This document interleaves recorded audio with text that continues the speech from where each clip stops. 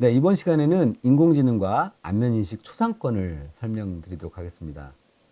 초상권이 있거든요. 예, 초상권. 중요하죠, 초상권.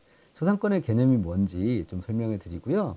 특히 이 AI로 안면인식 그 초상권 침해가 어떻게 이루어지는지, 그 다음에 새로운 기술인 딥페이크, 딥러닝하고 페이크 기술들을 이용을 해서 가짜 얼굴을 만들어내는 것도 예제를 잠깐 보실 건데요. 이런 초상권 침해 기준에 대해서 좀 설명을 드리고 사례에 대해서 좀 알아보도록 하겠습니다. 그리고 또 하나, 안면 기술을 이용한 안보라든지 보안 이런 부분들을 접목하는 경우가 많거든요. 어디까지 그 기술들을 활용할 수 있는 건지도 잠깐 언급을 할 거고요.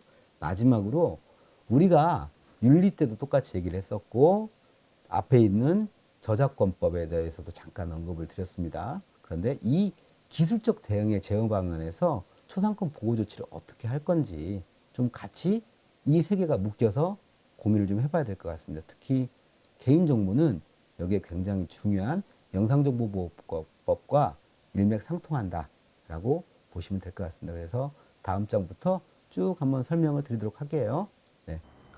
자, 초상권이라 하면 민법에 관련된 거죠. 이것도 민법에 명확히 명시가 되어 있습니다. 근데 이 초상권의 한계가 참 애매모호해요. 민법이라 하면 재판이 오래 가요.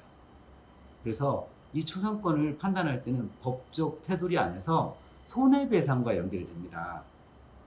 그러니까 네 걸 왜 써? 야, 내 건 부모님이 물려주신 거야. 이거는 뭐 내가 이렇게 태어나고 싶어서 태어났겠어?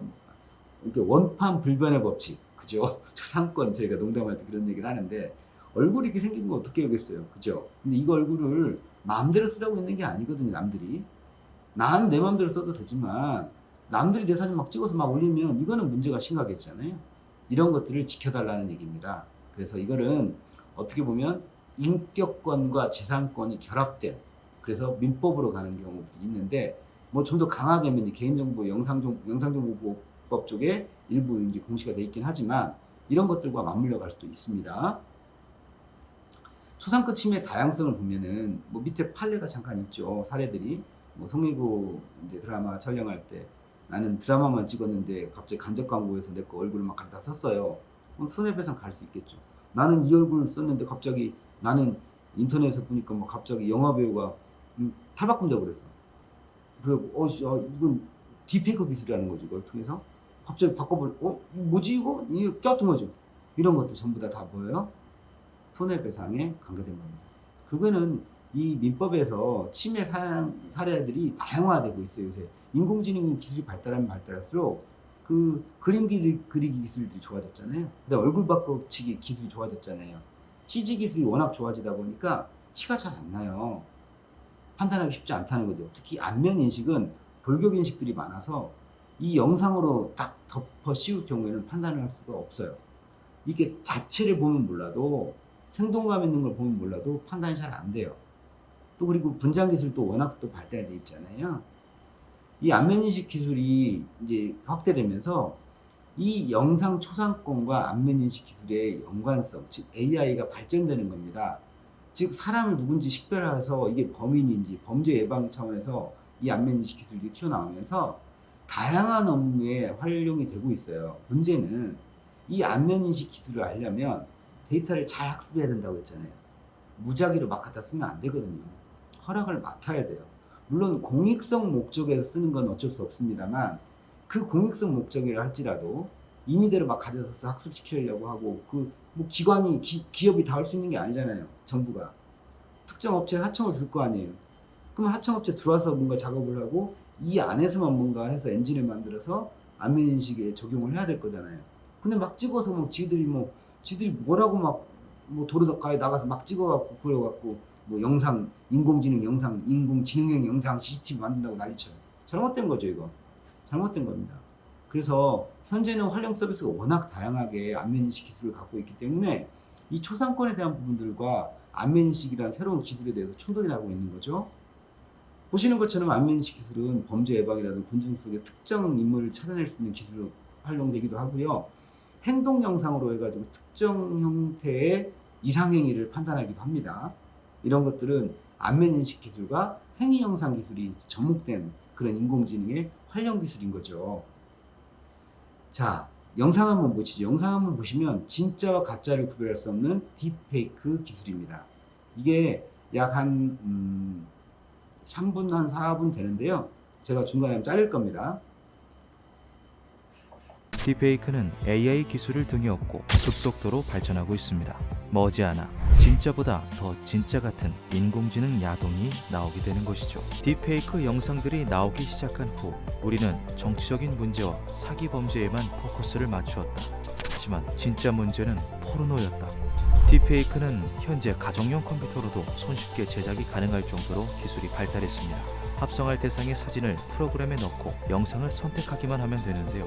세부적인 디테일이나 조정은 AI가 알아서 학습을 하기 때문에 제작의 접근성이 굉장히 낮다고 하죠. 한 포르노 피해자는 실제 성폭행을 당한 것과 유사한 심각한 정신적 외상에 시달린다고 하는데요. 딥페이크는 음성 또한 복제할 수 있기 때문에 그 피해는 더 막심해지고 있습니다. You guys cool if I play some sports? 딥페이크는 개인을 넘어서 국가적인 문제 또한 불러올 수 있습니다. 머지않은 미래에는 AI와 인간이 서로 공존하게 될 거라고 합니다. 스스로 학습하여 그 사람으로 탈바꿈하는 AI. 과연 그 미래는 긍정적일까요? 네, 잘 보셨어요? 이 딥페이크 기술이 합성 기술이 워낙 좋아지면서 이 영상에 있는 초상권이 이게 뭉개지는 거죠. 특히 이제 안면인식 기술이 또 이 딥페이크 기술과 접목이 되는 거거든요. 즉 양날의 검과 같아요.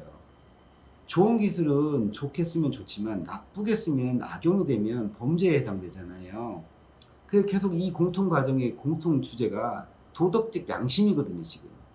계속 똑같은 말이에요. 1교시부터 지금 계속 똑같은 얘기를 하고 있어요. 예. 이 사고 전환이 필요하다. 이 사고가 학습의 데이터의 결과물을 전혀 다른 형태로 바꾸고 있어요. 따라서 여러분들도 학습을 시키면서 또 학습을 하면서 이 사업에 참여하면서 라벨러 일이라 할지라도 이게 정당하냐, 정당하지 않냐, 목적에 부합한 라벨링이냐를 항상 따져 묻고 가셔야 돼요.